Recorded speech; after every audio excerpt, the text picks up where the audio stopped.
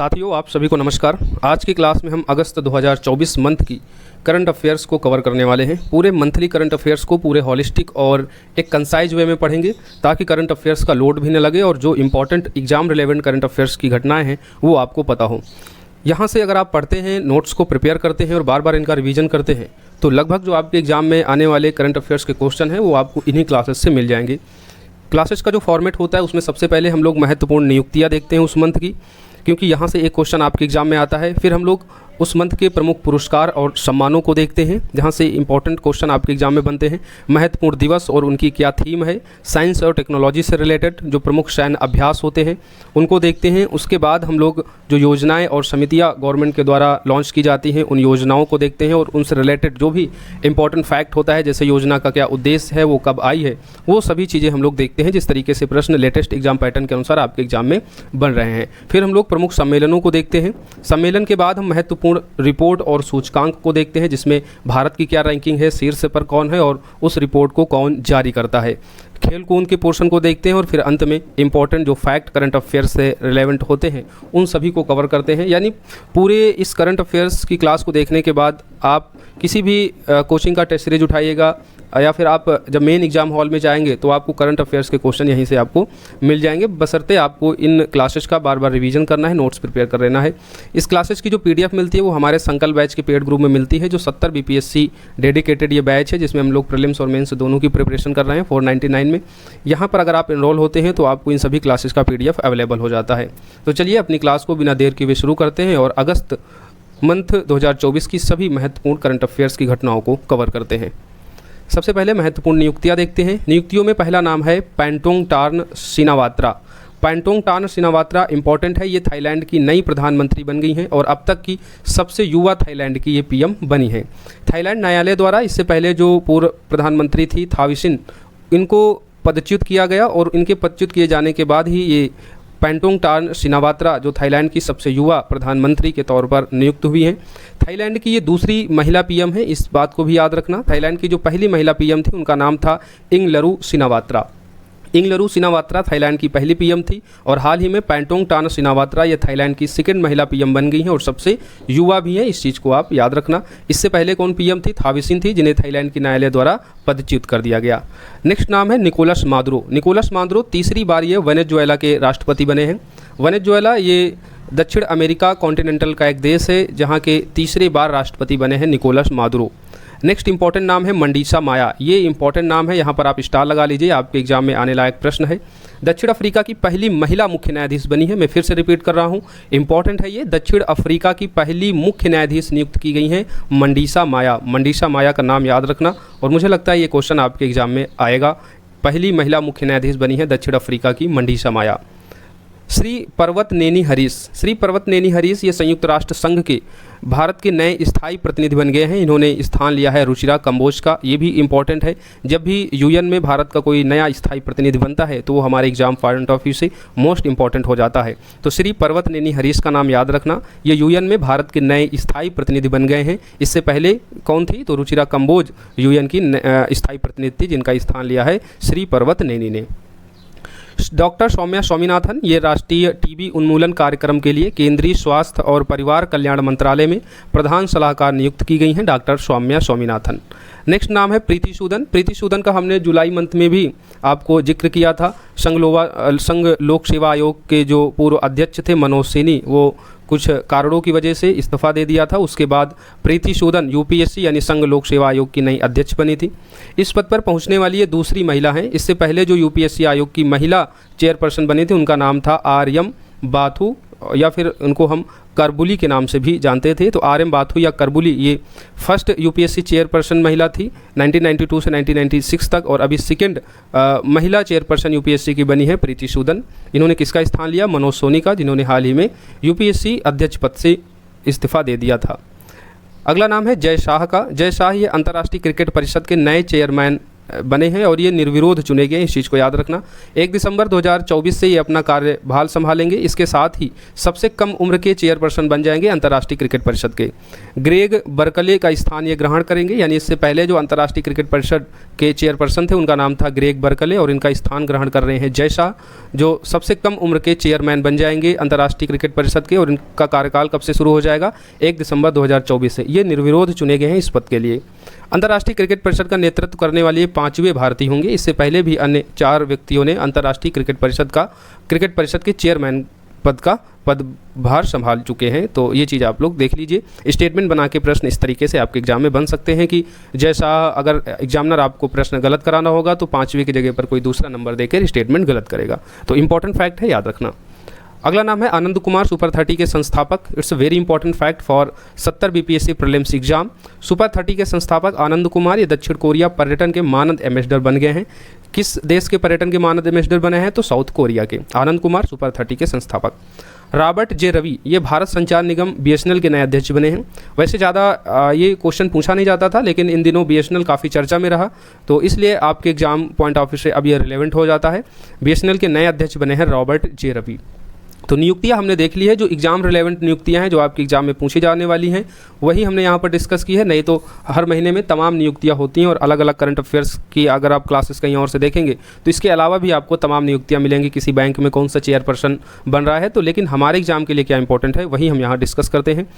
केवल पन्नों को, पेज को बढ़ाने से करंट अफेयर्स के क्वेश्चन आपके एग्जाम में सही नहीं होते हैं। जो एग्जाम रिलेवेंट होते हैं उनको पढ़ना पड़ता है, उनका बार बार रिवीजन करना पड़ता है, राइट। तो चलिए अब हम लोग पुरस्कार और सम्मानों को देखते हैं। पुरस्कार सम्मानों में जो पहला अवार्ड है वो राष्ट्रपति द्रौपदी मुर्मू से संबंधित है। फिजी का सर्वोच्च नागरिक पुरस्कार companion of the order of the Fiji, और दूसरा तिमोर लेस्ते का सर्वोच्च नागरिक पुरस्कार grand collar of the order of Timor Leste. Fiji और तिमोर लेस्ते की हाल ही में यात्रा की थी और इसी यात्रा के दौरान राष्ट्रपति द्रौपदी मुर्मू को फिजी का सर्वोच्च नागरिक पुरस्कार और तिमोर लेस्ते का सर्वोच्च नागरिक पुरस्कार दिया गया था। दोनों के नाम याद रखिए, किसको दिया गया है? राष्ट्रपति द्रौपदी मुर्मू जी को। डॉक्टर ऑफ साइंस, जिसको हम ऑनोरिस कासा भी कहते हैं, तो ऑनोरिस कासा की मानद उपाधि हाल ही में दी गई है सुंदर पिचाई को। आईआईटी खड़गपुर के द्वारा दी गई है। सुंदर पिचाई के बारे में आप जानते ही होंगे, तो ये याद रखना। डॉक्टर ऑफ साइंस या ऑनोरिस कासा की मानद उपाधि किसको दी गई है? सुंदर पिचाई को। किसके द्वारा? आईआईटी खड़गपुर के द्वारा। It's very important fact. Templeton पुरस्कार 2024 ये भी आपके एग्जाम के लिए इंपॉर्टेंट होता है। हम यहाँ पर वही न्यूज़ को डिस्कस करते हैं जो आपके एग्जाम के लिए मोस्ट रिलेवेंट होता है और आपके एग्जाम में आने लायक होता है। तो टेम्पलेटन पुरस्कार 2024 डॉक्टर एएस पुमला गोबडो माडी किजेला को दिया गया है। नाम भी ऐसे होते हैं कि याद करने में बड़ी दिक्कत होती है, बस आपको याद रखना है पुमला गोबोडो माडी किजेला, दक्षिण अफ्रीका की हैं। ऑप्शन आए खट से सही करना है। टेम्पलेटन पुरस्कार 2024 के संबंध में किस देश से बिलोंग करती हैं ये चीज़ भी आप देख लेना, क्योंकि अब लेटेस्ट पैटर्न जो बन रहा है करंट अफेयर्स के क्वेश्चन पूछने का, वो नाम दे देगा और कहेगा कि ये किस देश से बिलोंग करती हैं। तो ये चीज़ भी आपको ध्यान रखते हुए चलना है। टेम्पलेटन पुरस्कार 2024 पुमला गोबोडो माडी किजेला दक्षिण अफ्रीका की हैं जिन्हें दिया गया है। राजस्व श्रेणी में सर्वोच्च सम्मान प्लैटिनम पुरस्कार 2024 ये उत्तर प्रदेश राज्य कर विभाग को दिया गया है। उत्तर प्रदेश राज्य कर विभाग ने एआई आधारित स्क्रूटनी नोटिस प्रोजेक्ट के लिए ये अवार्ड प्राप्त किया है। राजस्व श्रेणी में सर्वोच्च सम्मान पुरस्कार प्लैटिनम पुरस्कार उत्तर प्रदेश राज्य कर विभाग को। यूपीपीएससी का एग्जाम जो बच्चे 27 अक्टूबर के लिए हैं वो उनके लिए ये काफ़ी इंपॉर्टेंट फैक्ट हो जाता है। लिस्टिंग्ड मेंटर ऑफ द ईयर पुरस्कार ये डॉक्टर जितेंद्र सिंह को दिया गया है अमेरिकन कॉलेज ऑफ फिजिशियन द्वारा। American college of physician India का जो वार्षिक अंतर्राष्ट्रीय सम्मेलन हुआ था वो लखनऊ में हुआ था और इसी सम्मेलन के दौरान distinguished mentor of the year पुरस्कार डॉक्टर जितेंद्र सिंह को दिया गया है। ये बीपीएससी में इस तरीके के क्वेश्चन पूछे जाते हैं, खासकर अमेरिका, जापान, ब्रिटेन से संबंधित कोई इंपॉर्टेंट न्यूज होती है और उससे संबंधित कोई भारतीय अगर जुड़ा होता है तो हमारे लिए इंपॉर्टेंट हो जाता है। इसलिए ये अवार्ड याद रखना। Distinguished mentor of the year पुरस्कार डॉक्टर जितेंद्र सिंह किसके द्वारा दिया गया है? तो American college of the physician द्वारा। लखनऊ में इसका वार्षिक सम्मेलन हुआ था, उसी सम्मेलन के दौरान ये अवार्ड दिया गया। राष्ट्रीय विज्ञान पुरस्कार 2024 से राष्ट्रपति मुर्मू जी के द्वारा दिया गया है। इसमें कई कैटेगरी में ये अवार्ड दिया जाता है जो इम्पॉर्टेंट कैटेगरी हैं, जैसे विज्ञान रत्न पुरस्कार गोविंद राजन पद्मनाभन को दिया गया है। ये प्रसिद्ध जैव रसायनज्ञ हैं। गोविंद राजन पद्मनाभन को विज्ञान रत्न पुरस्कार दिया गया है। विज्ञान टीम पुरस्कार दिया गया है इसरो की चंद्रयान टीम को। ये इंपॉर्टेंट है, दोनों याद रखना। राष्ट्रीय विज्ञान पुरस्कार हाल ही में ये राष्ट्रपति के द्वारा प्रदान किया जाता है कई कैटेगरी में, जिसमें इंपॉर्टेंट कैटेगरी जो हैं आपके एग्जाम में पूछे जाने लायक उनको यहाँ पर हमने बता दिया। विज्ञान टीम पुरस्कार इसरो की चंद्रयान टीम को, विज्ञान रत्न पुरस्कार गोविंद राजन पद्मनाभन को। राष्ट्रमंडल लघु कथा पुरस्कार 2024 ये संजना ठाकुर को दिया गया है उनकी कहानी संग्रह ऐश्वर्या राय के लिए। तो संजना ठाकुर को मिला है राष्ट्रमंडल लघु कथा पुरस्कार। राष्ट्रीय भू विज्ञान पुरस्कार, राष्ट्रीय भू विज्ञान पुरस्कार ये भी राष्ट्रपति के द्वारा प्रदान किया जाता है, जिसमें लाइफ टाइम अचीवमेंट अवार्ड मिला है श्री धीरम मोहन बनर्जी को, और राष्ट्रीय युवा भूवैज्ञानिक पुरस्कार मिला है डॉक्टर आशुतोष पांडे को। तो लाइफ टाइम वाला तो आप लोग जरूर ही याद रखिएगा। राष्ट्रीय भू विज्ञान पुरस्कार राष्ट्रपति के द्वारा प्रदान किया जाता है, और इस में कई कैटेगरी इसमें भी होती हैं। जैसे हम लोगों ने राष्ट्रीय विज्ञान पुरस्कार देखा था, वैसे ही राष्ट्रीय भू विज्ञान पुरस्कार में भी कई कैटेगरी होती हैं, लेकिन जो आपके एग्जाम पॉइंट ऑफ व्यू से इंपॉर्टेंट होता है वो life time achievement award, it's very important. किसको दिया गया है? धीरम मोहन बनर्जी को। राष्ट्रीय युवा भूवैज्ञानिक पुरस्कार भी याद रख लीजिए, आशुतोष पांडे को। ओलंपिक ऑर्डर पुरस्कार 2024 ये अभिनव बिंद्रा को दिया गया है, इंपॉर्टेंट है। पेरिस ओलंपिक संपन्न हो चुका है, आगे हम खेल कूद के श्रेणी में पेरिस ओलंपिक को डिटेल में डिस्कस करेंगे। यहाँ आप इतना याद रखिए, अभिनव बिंद्रा को ओलंपिक ऑर्डर पुरस्कार 2024 दिया गया है। 17वां राष्ट्रीय फिल्म पुरस्कार 2024 ये भी प्रदान किया जा चुका है, इंपॉर्टेंट है। जब भी राष्ट्रीय फिल्म पुरस्कार दिए जाते हैं तो हमारे एग्जाम पॉइंट ऑफ व्यू से इंपॉर्टेंट हो जाता है, प्रश्न वहाँ से आते हैं। राष्ट्रीय फिल्म पुरस्कार जो प्रदान किया जाता है वो सूचना प्रसारण मंत्रालय के द्वारा दिया जाता है, और ये 17वां राष्ट्रीय फिल्म पुरस्कार 2024 दिया गया है, जिसमें सर्वश्रेष्ठ फीचर फिल्म की श्रेणी में आट्टम को मिला है। आट्टम द प्ले मलयालम भाषा की फिल्म है, जिसके निर्देशक आनंद एकरसी थे। सर्वश्रेष्ठ हिंदी फिल्म ये जरूर याद रखना, गुलमोहर को दिया गया है। निर्देशक भी आपसे पूछा जाता है तो राहुल वी चिट्टेला गुलमोहर के निर्देशक हैं, और इस गुलमोहर फिल्म को सर्वश्रेष्ठ हिंदी फिल्म का पुरस्कार दिया गया है। सर्वश्रेष्ठ अभिनेता राष्ट्रीय फिल्म पुरस्कारों में किसको मिला है? तो ऋषभ शेट्टी को। ऋषभ शेट्टी वही है जिन्होंने कांतारा फिल्म में काम किया था। कांतारा एक बेहतरीन मूवी है, आई होप आप सभी ने देखा होगा। ये कन्नड़ भाषी फिल्म है कांतारा, और इसके जो अभिनेता थे ऋषभ शेट्टी, इनको सर्वश्रेष्ठ अभिनेता का पुरस्कार दिया गया है। सर्वश्रेष्ठ अभिनेत्री का पुरस्कार मिला है नित्या मेनन और मानसी पारेख को। तो संयुक्त रूप से दो लोगों को सर्वश्रेष्ठ अभिनेत्री का अवार्ड मिला है, नित्या मेनन और मानसी पारेख को।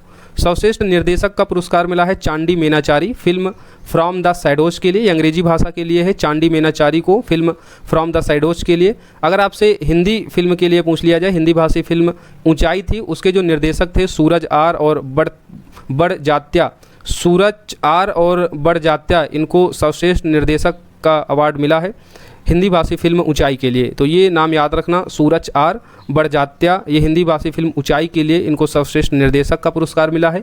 और अंग्रेजी भाषी फिल्म फ्रॉम द सैडोज के लिए चांडी मेनाचारी को सर्वश्रेष्ठ निर्देशक का पुरस्कार दिया गया है। सिनेमा पर सर्वश्रेष्ठ पुस्तक का पुरस्कार दिया गया है Kishore Kumar the ultimate biography, जो पुस्तक थी जिसके लेखक अनिरुद्ध भट्टाचार्य और पार्थिवधर थे, इनको मिला है। तो सिनेमा पर सर्वश्रेष्ठ पुस्तक का पुरस्कार किस पुस्तक को मिला है? तो Kishore Kumar the ultimate biography, जिसके लेखक कौन है? अनिरुद्ध भट्टाचार्य और पार्थिवधर। तो 17वां राष्ट्रीय फिल्म पुरस्कार को हमने यहाँ पर डिटेल से डिस्कस कर लिया, इंपॉर्टेंट है, आपके एग्जाम में यहाँ से प्रश्न पूछे जाते हैं। अब हम लोग महत्वपूर्ण दिवस और उनकी थीम देख लेते हैं। 10वां राष्ट्रीय हथकरघा दिवस ये 7 अगस्त को मनाया जाता है। पहली बार यह दिवस 7 अगस्त 2015 को मनाया गया था, ये याद रखना, हथकरघा दिवस 7 अगस्त। ये जो 7 अगस्त की न्यूज़ है ये स्वदेशी आंदोलन 1905 से जुड़ी हुई है। आप लोगों ने हिस्ट्री पढ़ी होगी तो इसको रिलेट कर पा रहे होंगे। तो राष्ट्रीय हथकरघा दिवस ये 7 अगस्त को मनाया जाता है, ये चीज़ याद रखना, आपके एग्जाम में पूछा जाता है। तीसरा राष्ट्रीय भाला फेंक दिवस ये 7 अगस्त को ये भी मनाया जाता है। टोक्यो ओलंपिक में 7 अगस्त 2021 में जब नीरज चोपड़ा ने भाला फेंक प्रतियोगिता में स्वर्ण पदक जीता था, तो उसी के उपलक्ष्य में 7 अगस्त को भाला फेंक दिवस मनाए जाने की घोषणा की गई थी, और इस वर्ष तीसरा राष्ट्रीय भाला फेंक दिवस मनाया गया। अगस्त क्रांति वही है जिस दिन भारत छोड़ो आंदोलन शुरू हुआ था 8 अगस्त 1942 को, तो इसी 8 अगस्त को अगस्त क्रांति दिवस या भारत छोड़ो आंदोलन दिवस के रूप में मनाया जाता है। अंतर्राष्ट्रीय युवा दिवस, it's very important date and theme, तो थीम भी याद रखना है अंतर्राष्ट्रीय युवा दिवस की। 12 अगस्त को ये मनाया जाता है। थीम है फ्रॉम क्लिक्स टू प्रोग्रेस। क्या थीम है? From clicks to progress, youth digital pathway from sustainable development. याद रखना, इंपॉर्टेंट है, फ्रॉम क्लिक्स टू प्रोग्रेस। 12 अगस्त को अंतर्राष्ट्रीय युवा दिवस की ये थीम होती है। विश्व हाथी दिवस ये भी 12 अगस्त को मनाया जाता है। 4th विभाजन विभीषिका स्मृति दिवस ये 14 अगस्त को मनाया जाता है। इसकी घोषणा प्रधानमंत्री नरेंद्र मोदी ने, आप लोग कमेंट बॉक्स में बताइए कब की होगी, ये चौथी बार मनाया गया तो कब की गई होगी विभाजन विभीषिका स्मृति दिवस की घोषणा। ये विभाजन स्मृति दिवस का मतलब समझ रहे हैं ना, जिस दिन भारत और पाकिस्तान क्या हुआ था, सेपरेट हुए थे, तो उसी के उसमें जो है प्रधानमंत्री नरेंद्र मोदी ने 14 अगस्त को विभाजन विभीषिका स्मृति दिवस की घोषणा की थी, और 2024 में चौथा विभाजन विभीषिका स्मृति दिवस मनाया गया है। राइट, तो चलिए अब आगे बढ़ते हैं। 78वां स्वतंत्रता दिवस, ये 15 अगस्त को आप जानते हैं स्वतंत्रता अगस्त मनाया जाता है और इस वर्ष 78वां स्वतंत्रता दिवस था। थीम इंपॉर्टेंट है विकसित भारत। क्या थीम है? विकसित भारत थीम है इस वर्ष स्वतंत्रता दिवस की। विश्व मानवतावादी दिवस, ये 19 अगस्त को मनाया जाता है। थीम है act for humanity. Act for humanity मानवता दिवस की थीम है, 19 अगस्त को मनाया जाता है ये। पहला राष्ट्रीय अंतरिक्ष दिवस, ये भी इम्पोर्टेंट है, 23 अगस्त को। 23 अगस्त वही डेट है जब चंद्रयान 3 की टीम के द्वारा उनके जो रोवर और प्रज्ञान है चंद्रमा की सतह पर सॉफ्ट लैंडिंग करके चंद्रमा का जो दक्षिणी ध्रुव है वहाँ पर उतरा था और उसी के उपलक्ष्य में 23 अगस्त को भारत के प्रधानमंत्री जी ने राष्ट्रीय अंतरिक्ष दिवस मनाए जाने की घोषणा की थी। तो याद रखना ये पहला अंतरिक्ष दिवस इस वर्ष मनाया गया है 23 अगस्त को। अनाउंसमेंट कर दी गई थी पिछले वर्ष 2023 में ही, जब चंद्रयान 3 मिशन के द्वारा मिशन के लैंडर और जो रोवर हैं वो चंद्रमा के दक्षिणी ध्रुव पर सॉफ्ट लैंडिंग के माध्यम से उतरे थे। थीम इस वर्ष की जो है राष्ट्रीय अंतरिक्ष दिवस की इंपॉर्टेंट है, चंद्रमा को छूते हुए जीवन को छूना, भारत की अंतरिक्ष गाथा। तो थीम याद रखना, चंद्रमा को छूते हुए जीवन को छूना। 23 अगस्त को राष्ट्रीय अंतरिक्ष दिवस मनाया गया, उसकी ये थीम है, इंपॉर्टेंट है। विश्व जल सप्ताह, ये भी इंपॉर्टेंट डे है और इसकी थीम भी याद रखना। जो जल सप्ताह दिवस मनाया जाता है वो 25 से 29 अगस्त को मनाया जाता है। एग्जाम में आपके डायरेक्टली पूछा जाता है कि विश्व जल सप्ताह दिवस मनाया जाता है जुलाई मंथ में, अगस्त मंथ में, अक्टूबर मंथ में, या ऐसे करके मंथ जो हैं दिए रहते हैं। तो याद रखना ये अगस्त मंथ में मनाया जाता है और अगस्त का जो अंतिम सप्ताह होता है 25 से 29 अगस्त के बीच, इस चीज़ को भी आप देख लीजिए। थीम जो इसकी है वो है ब्राइजिंग बॉर्डर्स। ब्राइजिंग बॉर्डर्स विश्व जल सप्ताह दिवस की थीम थी। Bridging borders, water for peaceful and sustainable future, important है, याद रखिएगा। अब हम साइंस और टेक्नोलॉजी के सेगमेंट को पढ़ते हैं। सबसे पहला जो साइंस एंड टेक्नोलॉजी से संबंधित फैक्ट है अगस्त 2024 मंथ की करंट अफेयर्स में, वो है रूमी 1 रॉकेट। रूमी 1 रॉकेट ये भारत का पहला पुनः प्रयोजित हाइब्रिड रॉकेट है और इसको स्टार्टअप स्पेस जोन इंडिया ने मार्टिन ग्रुप के साथ मिलकर चेन्नई से लॉन्च किया। इंपॉर्टेंट है, याद रखना। रूमी 1 रॉकेट ये है क्या? तो ये पुनः प्रयोज्य हाइब्रिड रॉकेट है, जो भारत का पहला पुनः प्रयोज्य हाइब्रिड रॉकेट है। किसके द्वारा इसको लॉन्च किया गया? तो स्टार्टअप स्पेस जोन इंडिया ने मार्टिन ग्रुप के साथ मिलकर कहाँ से लॉन्च किया? चेन्नई से। इंपॉर्टेंट है, याद रखिएगा। रूमी 1 रॉकेट ये भारत का पहला पुनः प्रयोज्य हाइब्रिड रॉकेट है। पृथ्वी अवलोकन उपग्रह IOS 8, इसरो ने श्रीहरिकोटा के सतीश धवन अंतरिक्ष केंद्र से लघु उपग्रह प्रक्षेपण SSLV D3 द्वारा लॉन्च किया गया। तो इसमें दो चीज़ें इंपॉर्टेंट हो जाती हैं। पहली चीज़ तो IOS 8 ये है क्या? तो एक ये पृथ्वी अवलोकन उपग्रह है, किसके द्वारा लॉन्च किया गया है, किस प्रक्षेपण यान के द्वारा, ये पूछा जाता है। तो लघु उपग्रह प्रक्षेपण यान SSLV D3 के द्वारा इस IOS 8 पृथ्वी अवलोकन उपग्रह को प्रक्षेपित किया गया है श्रीहरिकोटा के सतीश धवन अंतरिक्ष केंद्र से, इसरो के द्वारा। अगला जो है वो है तुर्कसैट 6A। ये एक संचार उपग्रह है तुर्की का पहला स्वदेशी संचार उपग्रह है। अमेरिका के फ्लोरिडा कैंप से लॉन्च किया गया है तुर्कसैट 6A। मिस्सी इलियट का गीत the rain supa dupa fly, ये शुक्र ग्रह पर प्रसारित किया गया। It's very important fact for 70 BPSC prelims exam. Missy Elliott का गीत का नाम क्या है? The rain supa dupa fly, ये शुक्र ग्रह पर प्रसारित किया गया है नासा के द्वारा। नासा के द्वारा इसमें डीप स्पेस नेटवर्क का प्रयोग करके इस गीत को शुक्र ग्रह तक पहुँचाने के लिए लगभग 14 मिनट का समय लगा था। तो नासा ने डीप स्पेस टेक्नोलॉजी का यूज करके मिस्सी इलियट का गीत the rain supa dupa fly को शुक्र ग्रह पर प्रसारित किया और इस गीत को शुक्र ग्रह तक पहुंचाने के लिए नासा को 14 मिनट का समय लगभग लगा था। कैलिफोर्निया के वैज्ञानिकों ने नासा के रोबोट इनसाइट लैंडर द्वारा प्राप्त भूकंपीय डेटा के आधार पर पता लगाया कि मंगल का जो मिड क्रस्ट है उसमें जो है बड़ी मात्रा में पानी उपस्थित है। तो कैलिफोर्निया के वैज्ञानिकों ने नासा का जो रोबोट है, इस रोबोट का नाम याद रखना, इनसाइट लैंडर के द्वारा पता लगाया कि जो मंगल का जो मिड क्रस्ट है उसमें बड़ी मात्रा में पानी उपस्थित है, ये आप याद रखना। लद्दाख में रॉक वर्निस का पता किया गया है। रॉक वर्निस क्या होता है? तो रॉक वर्निस जो होता है इसमें आप मैग्नीज, लोहा, मिट्टी के खनिजों से भरी एक गहरी रंग की प्राकृतिक कोटिंग होती है, एक परत होती है जो बहुत शुष्क एवं ठंडे वातावरण में चट्टानों की सतह और दरारों पर बनती है।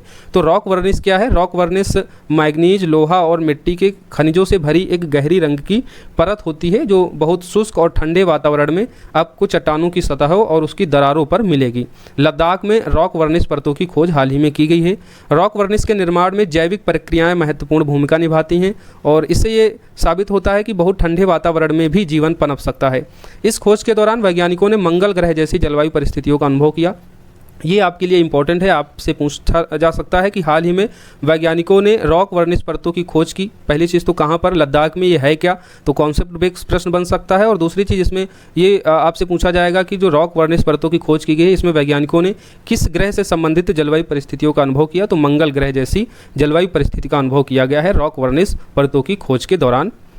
अब हम कुछ प्रमुख सैन्य अभ्यासों को देखेंगे, जिसमें सबसे पहला है होपेक्स वायु सैन्य अभ्यास। ये भारत और मिस्र के मध्य आयोजित किया गया, कहाँ पर, मिस्र में ही। तो इसका आयोजन जो हुआ है होपेक्स का, वो मिस्र में हुआ है। किन दो देशों की सेनाओं के मध्य, तो भारत और मिस्र। भारत और उसके साथ जो अन्य देशों के साथ अभ्यास होते हैं वही आपके एग्जाम में पूछे जाने लायक होते हैं। बाकी तो बहुत सारे देश आपस में सैन्य अभ्यास आयोजित किया करते हैं, लेकिन आपके एग्जाम में वही आता है जिसमें भारत इंक्लूड होता है। तो होपेक्स किस देशों के मध्य वायु सैन्य अभ्यास है, तो भारत और मिस्र के मध्य। रिम्पैक 2024 ये दुनिया का सबसे बड़ा नौसैनिक अभ्यास है। इसका आयोजन पर्ल हार्बर हवाई, जो यूएसए का एक द्वीप है, वहाँ पर किया गया है, पर्ल हार्बर हवाई में, मतलब यूएसए में। और इसमें भारत की ओर से आईएनएस शिवालिक ने हिस्सा लिया था, ये इंपॉर्टेंट है। अब इसमें स्टेटमेंट बना के प्रश्न पूछा जाएगा, अगर एग्जामिनर को गलत कराना होगा तो आईएनएस शिवालिक की जगह कुछ दूसरा आपको दे देगा। तो याद रखना, रिम्पैक 2024 ये दुनिया का सबसे बड़ा नौसैनिक अभ्यास है। ये अमेरिका के पर्ल हार्बर हवाई में आयोजित किया गया और भारत की ओर से इसमें आईएनएस शिवालिक ने हिस्सा लिया। इंटरैक्शन 2024, ये इंटरैक्शन 2024 जो अभ्यास है वो संघाई सहयोग संगठन के सदस्य देशों के सुरक्षा अधिकारियों ने चीन के झिंजियांग उइगर में आयोजित किया और ये पहला संयुक्त आतंकवाद रोधी सैन्य अभ्यास है। तो इंटरैक्शन 2024 जो अभ्यास है वो किससे संबंधित है, तो संयुक्त आतंकवाद रोधी ये अभ्यास है। किन देशों के द्वारा ये आयोजित किया गया, तो संघाई सहयोग संगठन के द्वारा, और कहाँ, तो चीन के झिंजियांग उइगर में। अगला है उदार शक्ति 2024, ये भारतीय वायुसेना और मलेशियाई वायुसेना के मध्य आयोजित किया गया है मलेशिया में। भारतीय वायुसेना के सुखोई 30 MK फर्स्ट ने इसमें भाग लिया।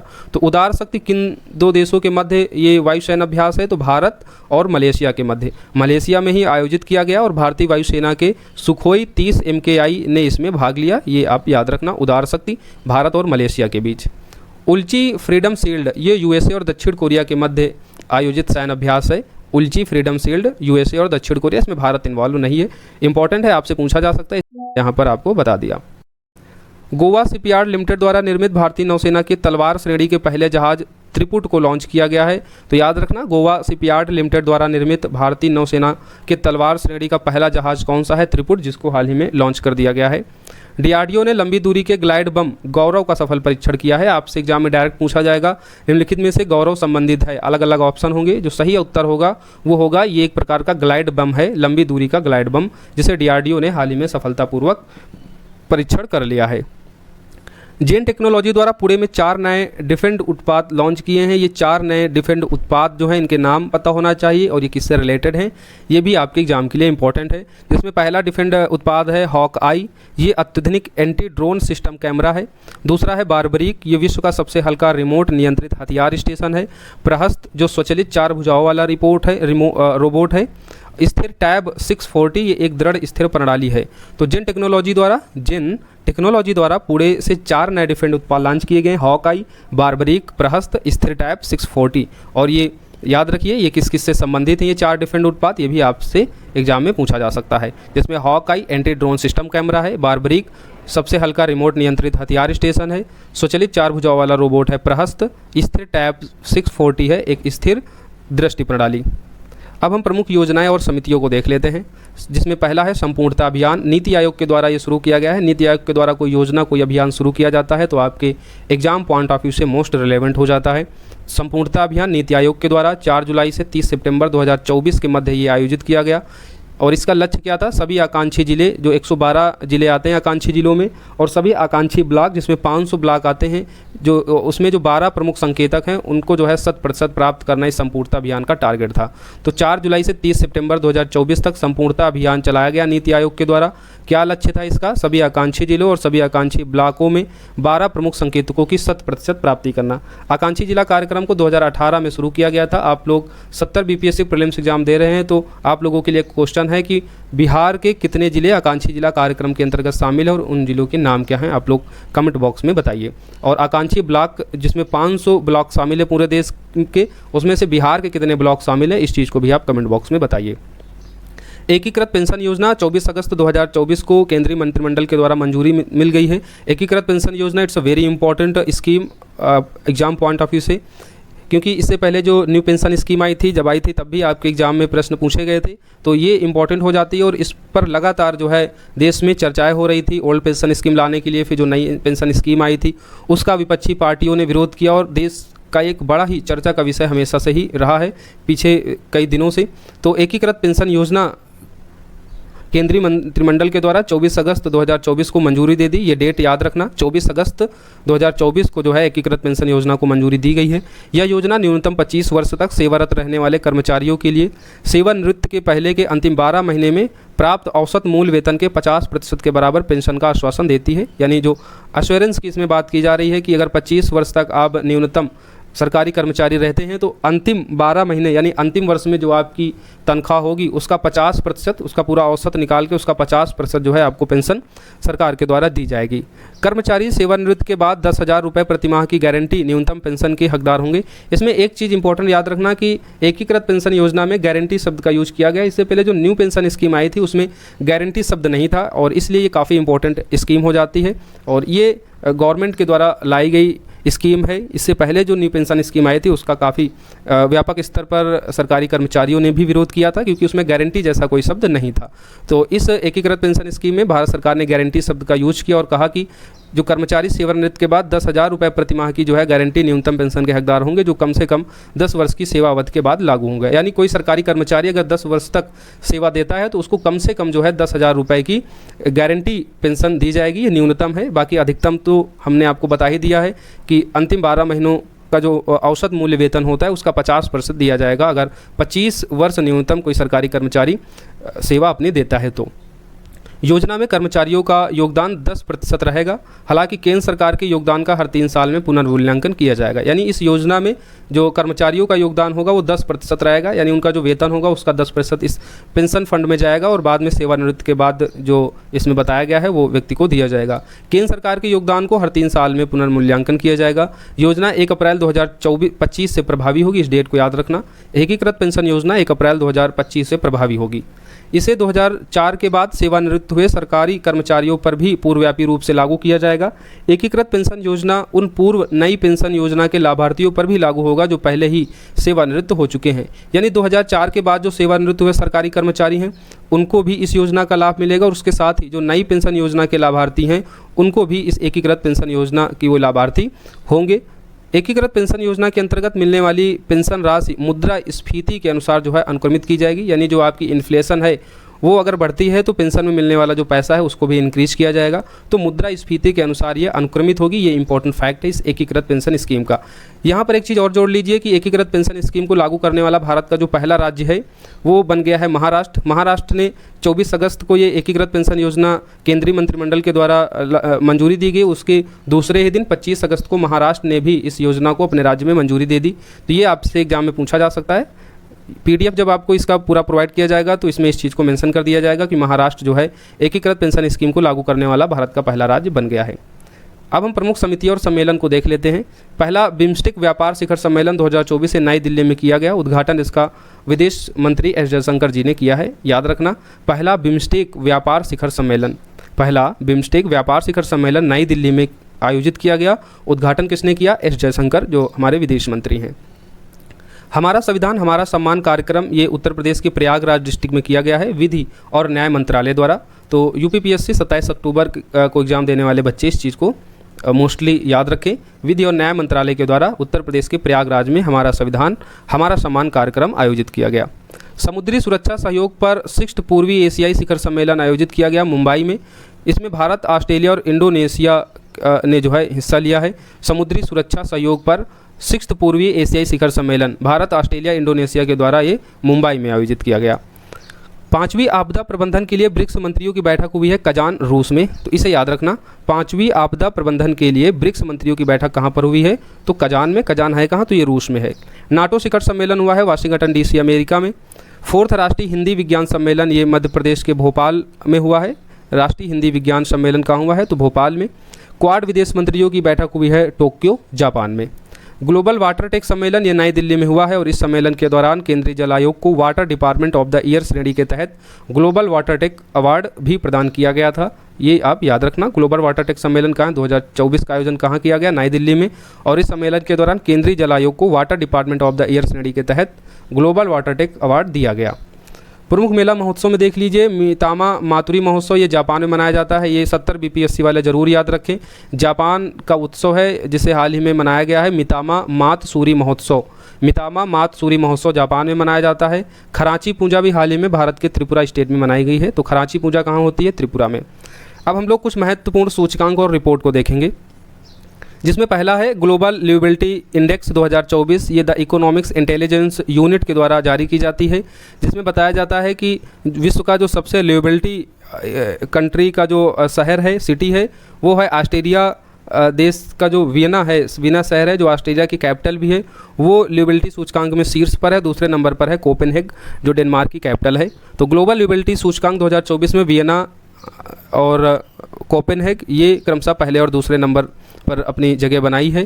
किसके द्वारा जारी की जाती है? तो द इकोनॉमिक्स इंटेलिजेंस यूनिट के द्वारा ग्लोबल लिवेबिलिटी सूचकांक। विश्व के महानतम स्थानों की सूची टाइम पत्रिका के द्वारा जारी की गई है और इस पत्रिका में भारत के 3 स्थानों को शामिल किया गया है घूमने के संदर्भ में, जिसमें पहला है मनम चॉकलेट जो हैदराबाद में है, नौर Himachal Pradesh, museum of the solutions ये मुंबई। ये 3 स्थान है घूमने के संदर्भ में विश्व के महानतम स्थानों की सूची में टाइम पत्रिका ने शामिल किया है, याद रखना इन्हें।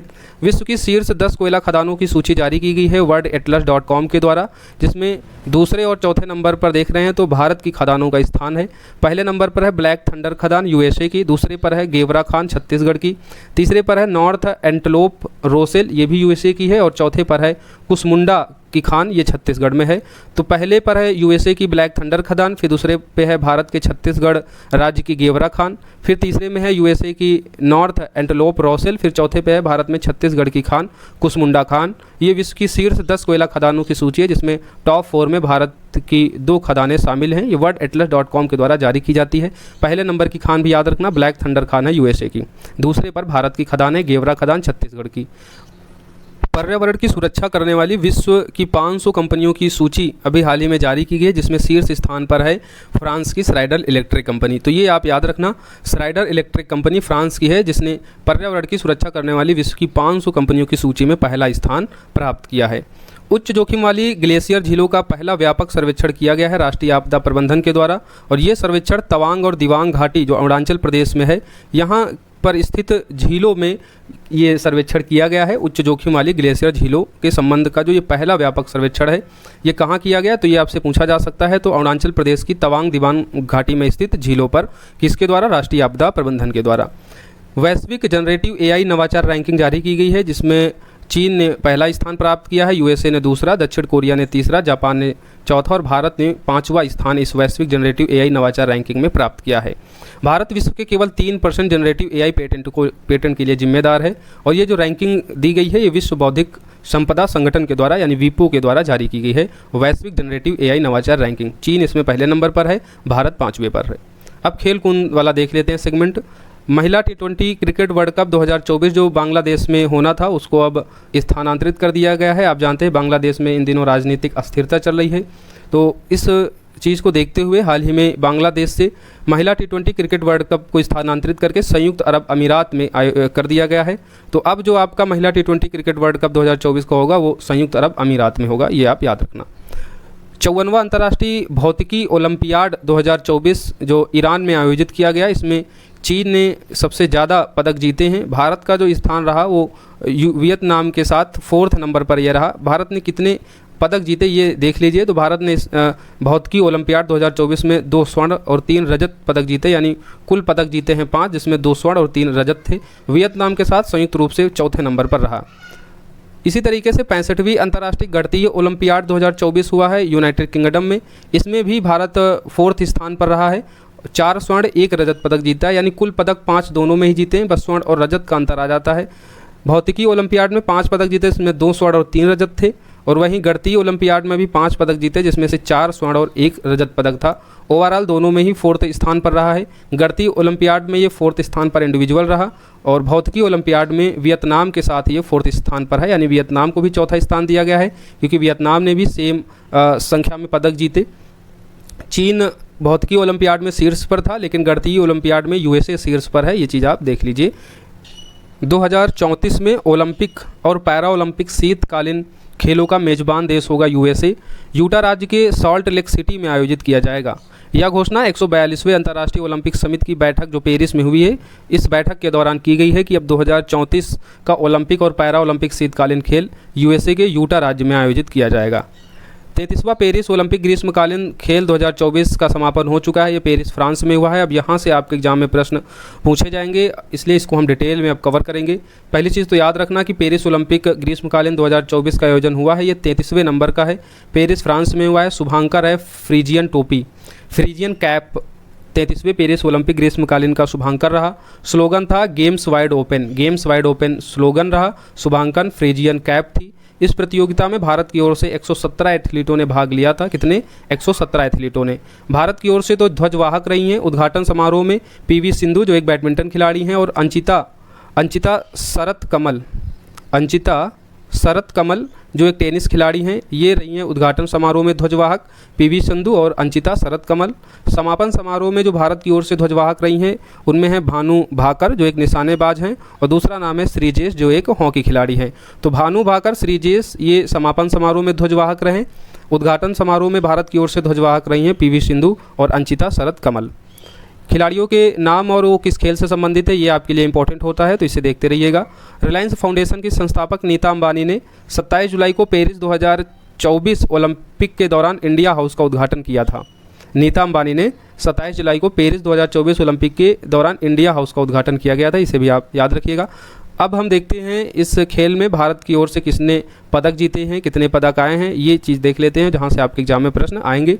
मनु भाकर जो एक निशानेबाज ही हैं, अभी हमने बताया कि ये समापन समारोह में ध्वजवाहक भी रही थी। मनु भाकर निशानेबाज, इन्होंने 2 कांस्य पदक जीते हैं, एक तो इंडिविजुअल जीता है, दूसरा ये जीती हैं मिश्रित टीम में। तो देख लेते हैं, मनु भाकर ओलंपिक शूटिंग पदक जीतने वाली पहली भारतीय बन गई हैं। मनु भाकर सरबजोत सिंह के साथ मिश्रित टीम 10 मीटर एयर पिस्टल में कांस्य पदक जीतने के बाद ओलंपिक के एक ही संस्करण में 2 पदक जीतने वाली पहली भारतीय एथलीट बन गई। It's a very important fact. Manu Bhakar पहले ओलंपिक शूटिंग पदक जीता इन्होंने इंडिविजुअल 10 मीटर एयर पिस्टल में, उसके बाद सरबजोत सिंह के साथ मिश्रित टीम में भी 10 मीटर एयर पिस्टल में इन्होंने कांस्य पदक जीता। तो इस तरीके से ओलंपिक के एक ही संस्करण में 2 पदक जीतने वाली पहली भारतीय एथलीट बन गई हैं मनु भाकर।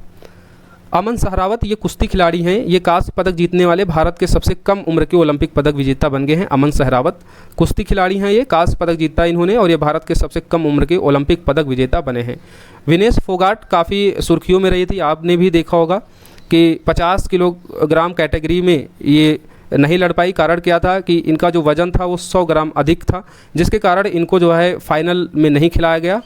हालांकि 50 किलोग्राम भार वर्ग में ओलंपिक के फाइनल में पहुंचने वाली ये पहली महिला एथलीट बन गई हैं और पूरी उम्मीद थी कि अगर ये 100 ग्राम वज़न अधिक नहीं होता और ये खेलती तो पूरी उम्मीद थी कि विनेश फोगाट जो है इस बार गोल्ड मेडल लेकर ज़रूर आती भारत के लिए। लेकिन दुर्भाग्य रहा कि 50 किलोग्राम कैटेगरी में जब ये खेलने पहुंची और इनका वज़न किया गया तो 100 ग्राम वज़न अधिक था। ये काफ़ी सुर्खियों में भी न्यूज़ थी, आप लोगों ने भी पढ़ा भी होगा, देखा भी होगा। तो विनेश फोगाट को फिर फाइनल नहीं खेलने दिया गया। हालांकि एक रिकॉर्ड फिर भी बन गया कि 50 किलोग्राम भार वर्ग में ओलंपिक के फाइनल तक पहुँचने वाली ये पहली महिला एथलीट बन गई हैं। इनको किसी भी तरीके का पुरस्कार नहीं दिया गया, ये भी एक विवाद का विषय रहा कि कम से कम सिल्वर तो दिया जाना चाहिए क्योंकि ये फाइनल तक तो पहुँची ही थी। अब नोट देख लेते हैं, एक इम्पॉर्टेंट नोट पॉइंट है। इवान लिटवोनोविच ये बेलारूस के जिम्नास्टिक ट्रैम्पोलिन हैं। ओलंपिक 2024 में न्यूट्रल प्लेयर के रूप में गोल्ड मेडल जीतने वाले पहले खिलाड़ी बन गए हैं। न्यूट्रल प्लेयर का मतलब है कि इनको किसी देश में काउंट नहीं किया जाएगा। तो वैसे में हैं तो ये बेलारूस से, लेकिन पदक विजेता की श्रेणी में इनके आगे देश के संबंध में जो है अवार्ड काउंट नहीं होगा। तो न्यूट्रल प्लेयर के रूप में गोल्ड मेडल जीतने वाले पहले खिलाड़ी बने हैं इवान लिटवोनोविच, ये बेलारूस के जिम्नास्टिक ट्रैम्पोलिन हैं। सिंडी नगाम्बा ये कैमरून की बॉक्सर खिलाड़ी हैं। पेरिस ओलंपिक में पदक जीतने वाली शरणार्थी टीम की पहली खिलाड़ी बनी हैं सिंडी नगम्बा। तो सिंडी नगम्बा का नाम याद रखना, ये कैमरून की बॉक्सर हैं ये, और शरणार्थी टीम की पहली ओलंपिक पदक विजेता ये बन गई हैं। इम्पॉर्टेंट है, याद रखिएगा इसको। अब हम पदक तालिका में देश देख लेते हैं कि सबसे ज़्यादा किस देश ने पदक जीते हैं। तो पहला नाम आ जाता है संयुक्त राज्य अमेरिका का, जिसने 126 पदक जीते हैं, जिसमें से 40 स्वर्ण थे, 44 रजत थे और 42 कांस्य थे। और लगातार चौथी बार जो है अमेरिका शीर्ष स्थान पर रहा है ओलंपिक, ग्रीस ओलंपिक के संबंध में। इम्पॉर्टेंट है, यहाँ से प्रश्न आपके एग्जाम में आते हैं। तो याद रखना 126 पदक जीते हैं अमेरिका ने, जिसमें 40 स्वर्ण थे, 44 रजत थे और 42 कांस्य थे। चौथी बार लगातार शीर्ष स्थान प्राप्त किया है। चीन दूसरे स्थान पर रहा है कुल 91 पदक जीतने के साथ ही, जिसमें 40 स्वर्ण जीते हैं चीन ने भी। यानी स्वर्ण पदक के मामले में देख रहे हैं अमेरिका और चीन बराबर है। 27 रजत पदक जीते हैं चीन ने और 24 कांस्य पदक जीते हैं। तो ये याद रखना, अमेरिका 126 पदक जीता है और चीन 91 पदक जीता है। तो अमेरिका पहले नंबर पर, दूसरे पर है चीन, तीसरे पर है जापान। जापान ने कुल 45 पदक जीते हैं, जिसमें 20 स्वर्ण थे, 12 रजत थे और 13 कांस्य थे। भारत की अगर रैंकिंग देखें तो टॉप 3 देख लिया हमने, अमेरिका, चीन और जापान। भारत की जो रैंकिंग रही वो 71वें नंबर पर भारत रहा है। भारत ने कुल 6 पदक जीते हैं, जिसमें से 1 रजत पदक थे और 5 कांस्य पदक हैं। इस बार ओलंपिक में किसी भी खिलाड़ी ने गोल्ड पदक नहीं जीता है। गोल्ड पदक के लिए दावेदार माने जा रहे हैं नीरज चोपड़ा, जिन्होंने रजत पदक जीता है। आप लोग कमेंट बॉक्स में बताइए कि जेवलिन 3 में गोल्ड मेडल किसने जीता है। ये पाकिस्तान के एकमात्र खिलाड़ी हैं जिन्होंने ओलंपिक में इस वर्ष गोल्ड मेडल जीता है। उनका नाम आप लोग कमेंट बॉक्स में बताइए। तो रजत पदक जीता है नीरज चोपड़ा जेवलिन थ्रो में। बाकी जो 5 खिलाड़ी उन्होंने कांस्य पदक जीता है, जिसमें Manu Bhakar 10 metre air pistol में। फिर कांस्य पदक जीते हैं, अगला नाम है स्वप्निल कुसाले का, ये 50 मीटर राइफल 3 पोजीशन पुरुष कैटेगरी में। अमन सेहरावत, ये पुरुष फ्रीस्टाइल 97 किलोग्राम भार वर्ग में इन्होंने कांस्य पदक जीता है। मनु भाकर और इसके साथ ही सरबजोत जो मिश्रित 10 मीटर एयर पिस्टल में कांस्य पदक जीता है। भारतीय पुरुष हॉकी टीम ने कांस्य पदक जीता है। तो ये भी आपके एग्जाम में क्वेश्चन आता है मिलाने के लिए, एक तरफ नाम होगा और कैटेगरी होगी कि किस कैटेगरी में इन्होंने जो है ये पदक जीते हैं। तो Manu Bhakar 10 metre air pistol में, स्वप्निल कुसाले ये 50 मीटर राइफल 3 पोजीशन पुरुष कैटेगरी में, अमन सेहरावत ये फ्रीस्टाइल 57 किलोग्राम भार वर्ग में, मनु भाकर और सरबजोत ये मिश्रित 10 मीटर एयर पिस्टल कैटेगरी में, और भारतीय पुरुष हॉकी टीम ये कांस्य पदक इन्होंने जीता है। तो 5 कांस्य पदक हैं और 1 रजत पदक जो जीता है वो नीरज चोपड़ा जेवलिन थ्रो में। भारतीय पुरुष हॉकी टीम ने जिस टीम को हराकर कांस्य पदक जीता है उसका नाम है स्पेन, और जिस टीम से ये हार गई थी सेमीफाइनल में उसका नाम है जर्मनी। तो जर्मनी से हार गई, अगर जर्मनी से जीतती तो रजत पदक आता। तो जर्मनी से हार गई थी ये सेमीफाइनल में, और स्पेन को हराकर भारतीय पुरुष हॉकी टीम ने कांस्य पदक को जीता था। ये चीज़ भी आप याद रखना। तो पेरिस ओलंपिक जो हुआ है 2024 में 33वां, उसके संदर्भ में जो भी इंपॉर्टेंट फैक्ट आपके एग्जाम में बन सकते हैं वो सभी हमने यहाँ पर डिस्कस कर लिए हैं। अब हम करंट अफेयर्स का सबसे अंतिम और सबसे इम्पॉर्टेंट सेगमेंट पढ़ने वाले हैं, इंपॉर्टेंट फैक्ट का। अगर यहाँ तक आपने क्लास देख ली है तो थोड़ी सी मेहनत और कीजिए, क्योंकि अब जो हम इंपॉर्टेंट फैक्ट ये पढ़ेंगे यहाँ से डायरेक्ट आपके एग्जाम में प्रश्न देखने को मिलेंगे। पहला है, भारत वियतनाम ने नई दिल्ली के हैदराबाद हाउस में गुजरात के लोथल में राष्ट्रीय समुद्री विरासत परिषद विकसित करने के लिए एक समझौता किया है। अब यहाँ से कई सारे प्रश्न बन सकते हैं। एक तो आपसे पूछा जा सकता है कि भारत के किस शहर या किस राज्य में राष्ट्रीय समुद्री विरासत परिषद को विकसित किया जाएगा, तो गुजरात की ये लोथल में। इसको विकसित करने के लिए किन 2 देशों ने समझौता किया है, तो भारत और वियतनाम ने। कहाँ पर, तो नई दिल्ली के हैदराबाद हाउस में। नई दिल्ली का हैदराबाद हाउस है, तो हैदराबाद तो मत ही लगा दियो, ठीक है। तो नई दिल्ली के हैदराबाद हाउस में ये समझौता किया गया भारत वियतनाम के मध्य कि गुजरात के लोथल में राष्ट्रीय समुद्री विरासत परिषद विकसित करेंगे। 19 अगस्त 2024 को 68 वर्ष की उम्र में गिरीश साहनी का निधन हो गया है। गिरीश साहनी ये पूर्व CSIR के महानिदेशक थे। गिरीश साहनी 68 वर्ष की उम्र में निधन हुआ है। कब, 19 अगस्त 2024 को। भगवान हनुमान की 90 फीट ऊंची कांस्य प्रतिमा, जिसका नाम दिया गया है स्टैचू ऑफ यूनियन। तो स्टैचू ऑफ यूनियन किससे संबंधित है, तो ये भगवान हनुमान की 90 फुट ऊंची कांस्य प्रतिमा है। इसका जो अनावरण किया गया ये अमेरिका में किया गया, टेक्सान के ह्यूस्टन में श्री अष्टलक्ष्मी मंदिर में। It's a very important fact for 70 BPSC prelims exam.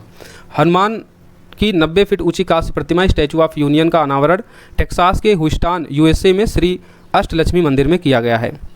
Agree fund for startups and rural enterprises, जिसका शॉर्ट फॉर्म है एग्रीश्योर, यानी स्टार्टअप और जो ग्रामीण उद्योग हैं उनकी फंडिंग करने के लिए एग्रीश्योर बनाया गया है। स्टार्टअप और ग्रामीण उद्यमियों को सहायता प्रदान करने के लिए 10 वर्षीय संचालित कोष बनाया गया है। इस कोष में कृषि मंत्रालय और नाबार्ड के द्वारा 250 करोड़ रुपए दिए जाएंगे, और इसके अलावा जो अन्य संस्थान हैं उनके द्वारा भी 250 करोड़ रुपए प्राप्त होंगी। तो टोटल जो इसमें फ़ंड आएगा वो आएगा 2.5 5 5 2 7 750 करोड़ रुपए का फंड इसमें रिलीज किया जाएगा 10 वर्षों के लिए। स्टार्टअप और ग्रामीण जो उद्यम हैं, जो ग्रामीण कृषि उद्यम हैं, उनको सहायता प्रदान करने के लिए। अगला है 10 वर्षीय सड़क सुरक्षा कार्य योजना अपनाने वाला भारत का पहला राज्य बन गया राजस्थान। उद्देश्य क्या है? 2030 तक सड़क दुर्घटनाओं में 50% तक कमी करना। तो 10 वर्षीय सड़क सुरक्षा कार्य योजना भारत के किस राज्य ने अपनाया है? तो राजस्थान के द्वारा। टारगेट क्या है? 2030 तक 50% सड़क दुर्घटनाओं में कमी लाना। प्रोजेक्ट नेक्सस, ये भी इंपॉर्टेंट है। प्रोजेक्ट नेक्सस ये एक बहुपक्षीय अंतर्राष्ट्रीय पहल है और इस पहल में हाल ही में आरबीआई भी शामिल हो गया है, जो भारत का रिजर्व बैंक है। ये है क्या? तो घरेलू फास्ट पेमेंट सिस्टम को आपस में जोड़कर तत्काल सीमा पार खुदरा भुगतान को सक्षम बनाना। जैसे अभी आप यूपीआई के माध्यम से कुछ सामान लेने जाते हैं तो खट से पेमेंट कर देते हैं, तो इसी तरीके का एक प्रोजेक्ट बनाया जा रहा है, प्रोजेक्ट नेक्सस। और इसका उद्देश्य क्या है? 4 आसियान देश यानी मलेशिया, थाईलैंड, सिंगापुर, फिलीपींस और इसके अलावा भारत, 4 एशियान देश, इन देशों के नाम याद रखिए, मलेशिया, थाईलैंड, सिंगापुर और फिलीपींस, और भारत के एफपीएस मतलब घरेलू फास्ट पेमेंट सिस्टम को जोड़ना है। यानी थाईलैंड में अगर आप रहते हैं और ये जब प्रोजेक्ट नेक्सस जो है एक्टिव हो जाएगा 2026 तक लाइव होने की इसकी संभावना है, और जब ये एक्टिव हो जाएगा, लाइव हो जाएगा 2026 तक, तो आप थाईलैंड में भी जिस तरह यूपीआई के माध्यम से आप यहाँ सामान खरीदते हैं उसी तरीके से आप वहाँ भी खुदरा भुगतान करके सामान खरीद सकेंगे। और थाईलैंड, मलेशिया, सिंगापुर, फिलिस्तीन का कोई व्यक्ति भारत में भी यूपीआई की तरह जो है सामान खरीद सकता है, खुदरा भुगतान करके सामानों को वो परचेज कर सकता है। तो ये काफ़ी इंपॉर्टेंट प्रोजेक्ट है, प्रोजेक्ट नेक्सस। आरबीआई इसमें शामिल हो गया है, 2026 तक इसके लाइव होने की संभावना है। उद्देश्य क्या है? 4 एशियान देशों जिसमें मलेशिया, थाईलैंड, सिंगापुर, फिलिस्तीन है और भारत के साथ जो है घरेलू फास्ट पेमेंट सिस्टम को जोड़ा जाएगा। हाल ही में पेरू के पुरातत्वविदों ने पेरू में 4000 वर्ष पुराने मंदिर के खंडहर की खोज की है। हाल ही में हरियाणा सरकार और ब्रिटेन सरकार के साथ मिलकर पंचकुला हरियाणा में फलों और सब्जियों के प्रबंधन के लिए एक उत्कृष्टता केंद्र स्थापित करेगा। तो ये याद रखना कि हरियाणा सरकार जो है ब्रिटेन सरकार के साथ मिलकर पंचकुला हरियाणा में फलों और सब्जियों के प्रबंधन के लिए एक उत्कृष्टता केंद्र बनाएगा। किस देश के साथ मिलकर? ये आपके लिए इंपॉर्टेंट हो जाता है, ब्रिटेन सरकार के साथ मिलकर हरियाणा। 8 से 10 जुलाई 2024 यहाँ कर लीजिए, 25 है, नोट्स में इसको करेक्ट कर दिया जाएगा। 8 से 10 जुलाई 2024 के बीच पीएम मोदी की रूस और ऑस्ट्रिया का दौरा था। 8 से 9 जुलाई के बीच ये प्रधानमंत्री भारत रूस वार्षिक सम्मेलन में भाग लिए थे। उसके बाद 9 से 10 जुलाई के बीच ये ऑस्ट्रिया के दौरे पर रहे। ऑस्ट्रिया की यात्रा 41 वर्षों में करने वाले ये दूसरे प्रधानमंत्री बन गए हैं। इससे पहले 1983 में पूर्व प्रधानमंत्री इंदिरा गांधी ने ऑस्ट्रिया का दौरा किया था और उसके बाद 41 वर्ष हो गए हैं जब किसी प्रधानमंत्री ने ऑस्ट्रिया का दौरा किया है। तो ये इंपॉर्टेंट है, याद रखना। 8 से 10 जुलाई के बीच जो है भारत ने रूस और ऑस्ट्रिया का दौरा किया था। सबसे पहले 8 से 9 जुलाई के बीच में 22वें भारत रूस वार्षिक सम्मेलन में प्रधानमंत्री ने हिस्सा लिया। फिर 9-10 जुलाई को ऑस्ट्रिया का उन्होंने दौरा किया था। हाल ही में भारत ने विश्व में हिंदी के प्रचार प्रसार के लिए संयुक्त राष्ट्र को हिंदी @UN परियोजना के लिए $1.16 मिलियन सौंपे हैं। ये आपके लिए इंपॉर्टेंट है, कितने पैसों की यहाँ पर दिया है हिंदी के प्रचार प्रसार के लिए, ये भी इंपॉर्टेंट हो जाता है। तो $1.16 मिलियन सौंपे हैं भारत ने विश्व में हिंदी के प्रचार प्रसार के लिए संयुक्त राष्ट्र को, ये इंपॉर्टेंट है, याद रखिएगा। गुरु ग्रंथ साहब के 2 पवित्र ग्रंथों की प्रतियां दोहा पुलिस कतर के द्वारा जो है भारतीय दूतावास को वापस लौटा दी गई हैं। काल आपदा गिर पुस्तक का विमोचन हाल ही में किया गया और ये पुस्तक किसके द्वारा लिखी गई है? तो राज्यसभा के सदस्य हैं परिमल नाथवानी। परिमल नाथवानी ने कॉल ऑफ द गिर पुस्तक लिखी है जिसका हाल ही में विमोचन किया गया। जुलाई 2024 में ग्रीन क्लाइमेट फंड द्वारा भारतीय लघु उद्योग विकास बैंक यानी सिडबी को भारतीय एमएसएमई में निम्न कार्बन उत्सर्जन की समन और अनुकूलन परियोजनाओं के वित्त पोषण हेतु $215.6 मिलियन अमेरिकी डॉलर का ऋण प्राप्त हुआ है। तो ग्रीन क्लाइमेट फंड ये कब बना था आप लोग कमेंट बॉक्स में बताइए, और इसका हेडक्वार्टर कहाँ है? तो ग्रीन क्लाइमेट फंड के द्वारा सिडबी को एमएसएमई में निम्न कार्बन उत्सर्जन की समर और अनुकूलन परियोजनाओं के लिए कितने का वित्त पोषण किया गया है? तो ये किया गया है $215.6 मिलियन अमेरिकी डॉलर का ग्रीन क्लाइमेट फंड के द्वारा। 2 से 9 नवंबर 2024 के बीच होगी पैराग्लाइडिंग विश्व कप 2024 का आयोजन, और ये कहाँ किया जाएगा? हिमाचल प्रदेश के कांगड़ा डिस्ट्रिक्ट में। तो हिमाचल प्रदेश के कांगड़ा में आयोजित किया जाएगा पैराग्लाइडिंग विश्व कप 2024 कप नवंबर 2024 के महीने में। आपूर्ति श्रृंखला परिषद का हाल ही में अध्यक्ष अमेरिका को बनाया गया है और उपाध्यक्ष बना है इसका भारत। तो याद रखना, आपूर्ति श्रृंखला परिषद का उपाध्यक्ष भारत बना है और अध्यक्ष कौन बन गया है? अमेरिका। भारत की पहली एकीकृत कृषि निर्यात सुविधा जवाहरलाल नेहरू बंदरगाह में स्थापित की जाएगी। ये इंपॉर्टेंट है, ये भारत की पहली एकीकृत कृषि निर्यात सुविधा है जो कहाँ पर स्थापित की जा रही है? जवाहरलाल नेहरू बंदरगाह मुंबई में। केंद्रीय गृह मंत्री ने 4 अगस्त 2024 को चंडीगढ़ में 3 नए आपराधिक कानूनों के कार्यान्वयन को सुनिश्चित करने के लिए ई साक्ष्य, न्याय सेतु, न्याय श्रुति और ई समन ऐप का शुभारंभ किया है। आपके एग्जाम में डायरेक्ट पूछे जाने लायक प्रश्न है कि किसके द्वारा? एक तो ये ऐप को लॉन्च किया गया है और कहां से लॉन्च किया गया है, ये इंपॉर्टेंट है। तो याद रखिएगा, 3 नए आपराधिक कानूनों के क्रियान्वयन को सुनिश्चित करने के लिए चंडीगढ़ में केंद्रीय गृह मंत्री के द्वारा ई साक्ष्य, न्याय सेतु, न्याय श्रुति और ई समन ऐप का शुभारंभ किया गया है। आपसे इस तरीके से भी प्रश्न बन सकता है, ई साक्ष्य, न्याय सेतु, न्याय श्रुति, ई समन ऐप संबंधित है, तो क्या बताएंगे? नए आपराधिक कानूनों के क्रियान्वयन के संबंधित हैं ये। 9 अगस्त 2024 को केंद्रीय मंत्रिमंडल ने 2024-25 से 2028-29 के दौरान प्रधानमंत्री आवास योजना शहरी 2.0 को मंजूरी दे दी है। तो जो शहरी आवास योजना थी, अब उसका दूसरा टाइम पीरियड यहाँ पर अनाउंस कर दिया गया है, 2024-25 से 2028-29 तक।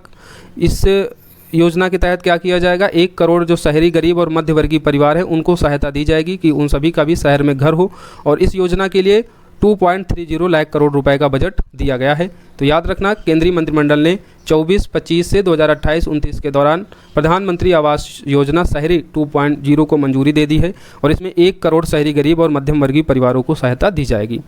खाद्य और कृषि संगठन की रिपोर्ट के अनुसार भारत ने 2010 से 2020 तक सालाना 2,66,000 हेक्टेयर वन क्षेत्र की वृद्धि दर्ज की है, जिससे इस अवधि के दौरान सबसे महत्वपूर्ण वन क्षेत्र लाभों वाले शीर्ष 10 देशों में भारत तीसरे स्थान पर आ गया है। इस मामले में चीन पहले पर है और दूसरे पर ऑस्ट्रेलिया। तो ये काफ़ी इंपॉर्टेंट फैक्ट हो जाता है खाद्य और कृषि संगठन रिपोर्ट की, जिसमें भारत को बताया गया है कि 2010 से 2020 तक सालाना 2.66 हेक्टेयर वन क्षेत्र की वृद्धि दर्ज की है, 2.6 लाख हेक्टेयर वन क्षेत्र की वृद्धि दर्ज की है, और इस वृद्धि के साथ ही ये सबसे महत्वपूर्ण वन क्षेत्र लाभ कमाने वाले शीर्ष 10 देशों में भारत तीसरे स्थान पर आ गया है, पहले पर चीन, दूसरे पर ऑस्ट्रेलिया। हाल ही में भारतीय विदेश मंत्रालय ने त्रिपुरा में गुमटी नदी पर बने डंबूर बांध खोलने के कारण बांग्लादेश में बाढ़ की खबरों को तथ्यात्मक रूप से गलत बताया है। अभी जब हम नदी अपवाद तंत्र पढ़ रहे थे तो उसमें बताया था त्रिपुरा की एक मुख्य नदी है गुमटी, जो बराक नदी जो बराक पहाड़ियों से मणिपुर से निकलती है, जो आगे आकर मेघना नदी बनती है। तो इस बराक नदी, या फिर कह सकते हैं जो मेघना नदी आगे आकर बनती है बांग्लादेश में, यही बराक नदी, इसी नदी की सहायक नदी है त्रिपुरा की गुमटी नदी। और इस त्रिपुरा की जो गुमटी नदी, इस पर एक बांध है डंबूर बांध। बांग्लादेश ने बताया कि हमारे यहाँ जो बाढ़ आई है उसका मेन कारण क्या था? गुमटी नदी पर बने डंबूर बांध के खोले जाने का। हालांकि इस बात को भारत के विदेश मंत्रालय ने खारिज कर दिया और बताया कि ये पूरी तरीके से गलत है। बांग्लादेश में बाढ़ जो है इस गुमटी नदी पर बने डंबूर बांध के खोलने के कारण नहीं आई है। हाल ही में बोत्सवाना की कारावो खदान से दुनिया का दूसरा सबसे बड़ा हीरा मिला है। 2492 कैरेट का यह हीरा है। पहला जो सबसे बड़ा हीरा मिला तो दक्षिण अफ्रीका की कालिनन हीरे की खदान से मिला था 1905 में, और हाल ही में बोत्सवाना की कारोवो खदान से दुनिया का दूसरा सबसे बड़ा हीरा मिला है, बोत्सवाना की कारोवो खदान से। अगस्त 2024 में जापान ने औपचारिक रूप से चीन पर जापानी हवाई क्षेत्र में अतिक्रमण करने का आरोप लगाया है। जापान ने कहा है कि चीन के Y-9 निगरानी विमान ने जापान के वांजो द्वीप के प्रादेशिक हवाई क्षेत्र का उल्लंघन किया था। तो ये याद रखना इंपॉर्टेंट है। ये जापान ने औपचारिक रूप से चीन पर जापानी हवाई क्षेत्र में अतिक्रमण करने का आरोप लगाया, और इस आरोप का कारण क्या बताया जापान ने? तो जापान ने कहा कि चीन का Y-9 निगरानी विमान जो है जापान के वांजो द्वीप के प्रादेशिक हवाई क्षेत्र का उल्लंघन किया था। विदेश मंत्री एस जयशंकर 25 से 27 जुलाई तक लाओस की यात्रा पर रहे, और इस यात्रा के दौरान भारत लाओस ने संयुक्त रूप से एक डाक टिकट जारी किया, और इस डाक टिकट के एक ओर भगवान बुद्ध की प्रतिमा थी और दूसरी तरफ रामलला को दर्शाया गया। तो इसे आप याद रखना, भारत लाओस ने संयुक्त रूप से अयोध्या के रामलला को दर्शाते हुए दुनिया का पहला डाक टिकट जारी किया। तो ये डाक टिकट आप याद रखना, इसमें एक ओर बुद्ध थे, दूसरी ओर रामलला थे। रामलला वही जो हाल ही में अयोध्या में जिनका मंदिर बनाया गया, उस मंदिर में जो प्रतिमा है उसी का रूप जो है डाक टिकट में दर्शाया गया, और ऐसा दुनिया का पहला डाक टिकट ये बन गया है भारत और लाओस के मध्य, ये जो समझौते के माध्यम से डाक टिकट जारी किया गया। पेरियार टाइगर रिजर्व केरल में बिजली उत्पादन के लिए पवन टरबाइन स्थापित करने वाला भारत का पहला टाइगर रिजर्व बन गया है। याद रखना कि पेरियार टाइगर रिजर्व जो केरल में है, और इस टाइगर रिजर्व में जो लाइट लगेगी, इस पेरियार टाइगर रिजर्व के संरक्षण में, रख रखाव में जो भी बिजली की खपत होगी, और उस बिजली को पवन टरबाइन के द्वारा जो है पूरा किया जाएगा। तो पवन टरबाइन स्थापित यहाँ पर कर दिया गया है और ऐसा करने वाला भारत का पहला टाइगर रिजर्व ये बन गया है, पेरियार टाइगर रिजर्व, जो केरल में है। डिजिटल शक्ति केंद्र नई दिल्ली में महिला आयोग द्वारा इसका उद्घाटन किया गया है। डिजिटल शक्ति केंद्र का ये महिलाओं के खिलाफ साइबर अपराध से निपटने के लिए बनाया गया है। डिजिटल शक्ति केंद्र महिला आयोग के द्वारा दिल्ली में इसका उद्घाटन किया गया है, महिलाओं के खिलाफ साइबर अपराध से निपटने के लिए।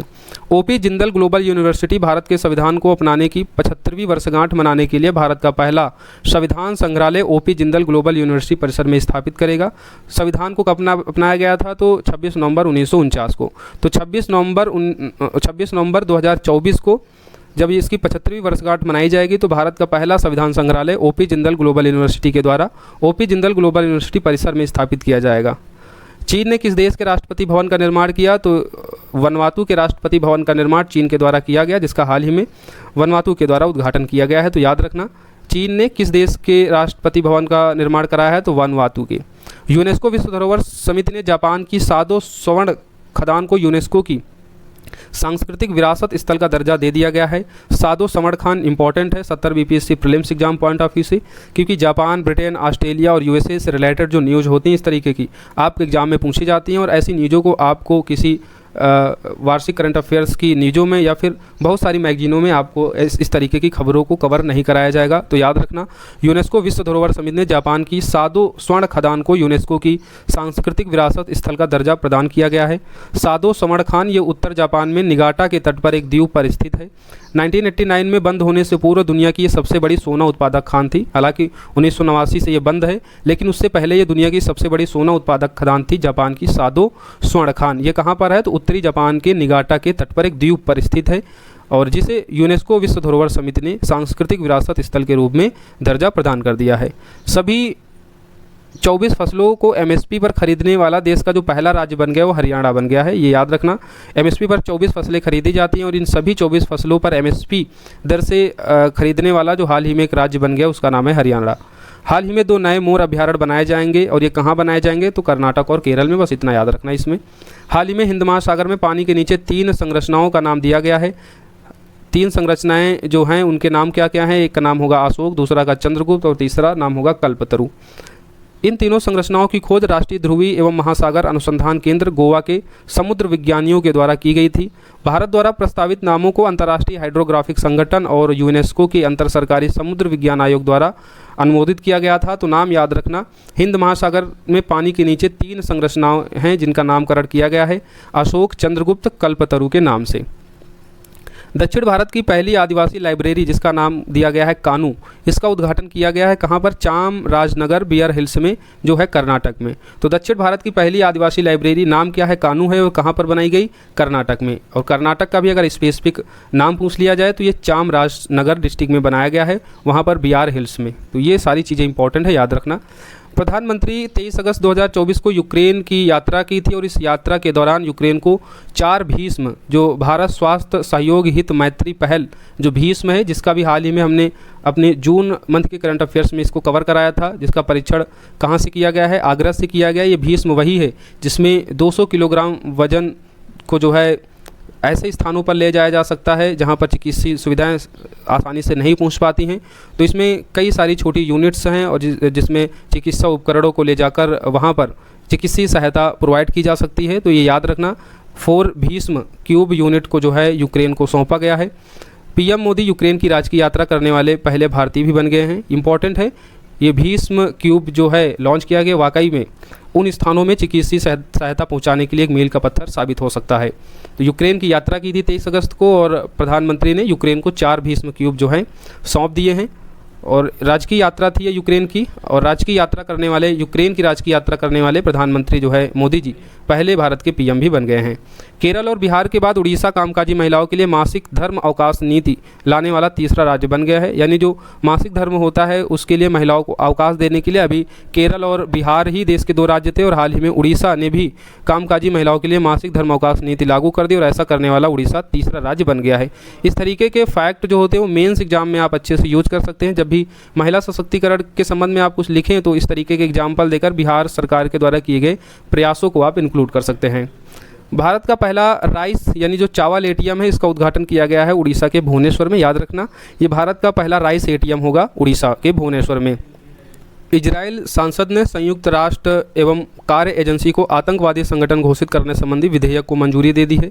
ये आपके एग्जाम में पूछे जाने लायक फैक्ट हो सकता है, जिससे आप जो है अन्य किसी मैगजीनों में शायद नहीं पढ़ेंगे। तो याद रखना, इजराइल की सांसद ने संयुक्त राष्ट्र राहत एवं कार्य एजेंसी को आतंकवादी संगठन घोषित किया। आपसे डायरेक्ट पूछा जाएगा किस देश ने हाल ही में संयुक्त राष्ट्र राहत एवं कार्य एजेंसी को आतंकवादी संगठन घोषित करने संबंधी विधेयक को मंजूरी दी है, तो आप क्या बताएंगे? इजरायली सांसद के द्वारा, इजराइल के द्वारा। बैंकॉक जो थाईलैंड की कैपिटल है, यहाँ आयोजित एशियाई आपदा तैयारी केंद्र की बैठक में भारत ने जो है 2024-25 के लिए एशियाई आपदा तैयारी केंद्र की अध्यक्षता ग्रहण कर ली है। तो याद रखना, थाईलैंड में आयोजित एशियाई आपदा तैयारी केंद्र की बैठक में भारत ने 2024-25 के लिए एशियाई आपदा तैयारी केंद्र की अध्यक्षता ग्रहण की। सैनिटरी पैड के लिए छात्रों के बैंक खाते में राशि भेजने वाला देश का पहला राज्य बन गया है मध्य प्रदेश। ये काफ़ी उम्दा कदम है मध्य प्रदेश के द्वारा। तो ये पहला राज्य बन गया है देश का जो सैनिटरी पैड के लिए छात्राओं के बैंक खाते में जो है पैसे भेजेगा। इंपॉर्टेंट है, याद रखना, मध्य प्रदेश के द्वारा सैनिटरी पैड के लिए छात्राओं के बैंक खाते में राशि भेजने वाला जो है ये देश का पहला राज्य बन जाएगा मध्य प्रदेश। हिमालय पर्वत रोहण संस्थान के दिव्यांगजन अभियान दल ने अफ्रीकी महाद्वीप की सबसे ऊंची चोटी किलीमंजारो के उहुरु शिखर पर 7800 वर्ग फुट का भारतीय राष्ट्रीय ध्वज फहराया गया रक्षा मंत्रालय के तत्वावधान में। तो याद रखना, हिमालय पर्वत रोहण संस्थान के दिव्यांगजन अभियान दल के द्वारा जो है कारनामा किया गया है। अफ्रीकी महाद्वीप की सबसे ऊंची चोटी जानते हैं किलीमंजारो है, जो तंजानिया देश में स्थित है। और यह किलीमंजारो का जो उहुरु शिखर है, यहाँ पर 7800 वर्ग फुट का राष्ट्रीय ध्वज फहराया गया है। याद रखना, इंपॉर्टेंट है ये। हाल ही में विश्व बैंक ने अमेजन के पुनर्वनीकरण के लिए धन जुटाने के लिए दुनिया का पहला कार्बन रिमूवल बॉन्ड जारी किया। यानी जो अमेजन है, अमेजन के जंगल काफ़ी ख़त्म हो रहे हैं, तो उनका फिर से पुनर्नवीनीकरण किया जाएगा अमेजन के लिए। और उसके लिए धन जुटाने के लिए जो पहला कार्बन रिमूवल फंड जारी किया है वो किया है विश्व बैंक ने। ये याद रखना, आपसे एग्जाम में डायरेक्ट इस तरीके के प्रश्न पूछे जाते हैं और आपको लगता है कहाँ से ये प्रश्न आ गया है। तो ये प्रश्न आया है युवक IAS की क्लासेस से। अगर क्लासेस को अच्छे से, अगर आप बहुत ही हॉलिस्टिक वे से कवर करेंगे, इसका प्रॉपर नोट्स बनाते जाएंगे, जो बच्चे संकल्प बैच में नहीं जुड़े हैं, तो आप किसी भी स्टेट PCS का एग्जाम देंगे, कोई भी वनडे एग्जाम देंगे, आपको यहीं से प्रश्न मैक्सिमम मिल जाएंगे आपके करंट अफेयर से रिलेटेड जो एग्जाम में पूछे जाएंगे। अंतर्राष्ट्रीय हवाई अड्डा जो इंदिरा गांधी है, इंदिरा गांधी अंतर्राष्ट्रीय हवाई अड्डा, ये शुद्ध शून्य कार्बन उत्सर्जन वाला भारत का पहला हवाई अड्डा बन गया है। तो याद रखना, इंदिरा गांधी अंतर्राष्ट्रीय हवाई अड्डा शुद्ध शून्य कार्बन उत्सर्जन वाला भारत का पहला हवाई अड्डा बन गया। It's a very important current fact. वहीं दूसरा उसके नीचे लिखा हुआ है कैंपागोड़ा अंतर्राष्ट्रीय हवाई अड्डा। ये एयरपोर्ट काउंसिल इंटरनेशनल का उच्चतम स्तर 5 प्रमाणन प्राप्त करने वाला एशिया का पहला हवाई अड्डा बन गया है। हमने दोनों इसलिए कि सगे लिख दिया ताकि कन्फ्यूजन न हो। इंदिरा गांधी अंतर्राष्ट्रीय हवाई अड्डा ये शुद्ध शून्य कार्बन उत्सर्जन वाला पहला हवाई अड्डा बन गया भारत का। वहीं कैंपागोड़ा अंतर्राष्ट्रीय हवाई अड्डा ये उच्चतम स्तर 5 प्रमाणन प्राप्त करने वाला एशिया का पहला हवाई अड्डा बना है। केंद्रीय गृह मंत्री ने यूनियन टेरिटरी यानी केंद्र शासित प्रदेश लद्दाख में 5 नए जिले बनाए जाने की घोषणा की है। लद्दाख में अभी तक 2 ही जिले हैं, लेह और कारगिल, और हाल ही में केंद्रीय गृह मंत्री ने लद्दाख में 5 और नए जिले बनाए जाने की घोषणा की है। वे कौन से जिले होंगे? तो जास्कर होगा, द्रास होगा, साम होगा, नुब्रा होगा और चांगथांग। तो अगर ये 5 नए जिले का गठन हो जाएगा तो फिर लद्दाख में टोटल कितने जिले हो जाएंगे? 7। अभी केवल 2 जिले हैं, लेह और कारगिल। 5 नए जिले बनाए जाएंगे, उनके नाम कौन से होंगे? तो जास्कर, द्रास, साम, नुब्रा और चांगथांग। दक्षिण अफ्रीका के पूर्व राष्ट्रपति नेल्सन मंडेला की मान्यता प्राप्त विश्व धरोहर समिति, जिसका आधिकारिक नाम है the human rights liberation and reconciliation Nelson Mandela legacy sites. तो ये नेल्सन मंडेला की धरोहर संपत्ति है। इसका आधिकारिक नाम हमने देख लिया, the human rights liberation and reconciliation. और इस आधिकारिक संपत्ति जो नेल्सन मंडेला से संबंधित है, इससे यूनेस्को की विश्व धरोहर सूची में शामिल किया गया है। तो याद रखना, दक्षिण अफ्रीका के पूर्व राष्ट्रपति नेल्सन मंडेला की मान्यता प्राप्त विश्व धरोहर संपत्ति को यूनेस्को की विश्व धरोहर सूची में शामिल कर लिया गया है। हाल ही में WHO ने 2 वर्षों में दूसरी बार मंकी पॉक्स को वैश्विक सार्वजनिक स्वास्थ्य आपातकाल घोषित किया है। तो याद रखना, मंकी पॉक्स, एमपॉक्स अभी हाल ही में आप सुर्खियों में देख रहे होंगे, काफ़ी चर्चा का विषय रहा था। तो WHO ने 2 वर्षों में दूसरी बार ये ऐसी डिजीज़ है जिसे सार्वजनिक तौर पर जो है स्वास्थ्य आपातकाल घोषित किया। तो इस तरीके हमने अगस्त 2024 मंथ की सभी इंपॉर्टेंट करंट अफेयर्स को कवर कर लिया है। डिटेल में करंट अफेयर्स को देखा, जो फैक्चुअल करंट अफेयर्स है उन फैक्चुअल डाटाओं को देखा, सभी इंपॉर्टेंट जितनी भी न्यूज़ आपके एग्जाम रिलेवेंट है, जहाँ से प्रश्न बन सकता है, उन सभी को हमने पढ़ा है। तो मिलेंगे अब हम लोग अगली क्लास में। जब तक आप लोग पढ़ते रहिए। 70 BPSC वाले तैयारी अपनी खूब ज़ोर शोर से कीजिए, कोई भी कमी मत रखिए। बाकी जो बच्चे 70 BPSC के लिए जुड़ना चाहते हैं वो इस दिए हुए नंबर पर कॉल या मैसेज करके जुड़ सकते हैं 6306473800। ये संकल्प बैच है 70 BPSC डेडिकेटेड, जिसमें प्रीलिम्स और मेंस दोनों की प्रिपरेशन कराई जा रही है। और इसी संकल्प बैच की कड़ी में ये हम लोग मंथली करंट अफेयर्स की घटनाओं को कवर कर रहे हैं। तो जो बच्चे 70 BPSC दे रहे हैं तो वो इस बैच से जुड़ें, उनको ज़रूर फ़ायदा होगा। इन सभी क्लासेस की PDF आपको वहाँ पर प्रोवाइड की जाती है। बाकी जो अदर स्टेट PCS या अन्य एग्जाम दे रहे हैं तो वो करंट अफेयर्स को कवर करते रहें, अपना नोट्स प्रिपेयर करते रहें, अच्छे से पढ़ते रहें। तो मिलेंगे हम लोग अगली क्लास में। जब तक आप लोग पढ़ते रहें, जहाँ हैं वहाँ सुरक्षित रहें, स्वस्थ रहें, अपना ख्याल रखें। धन्यवाद।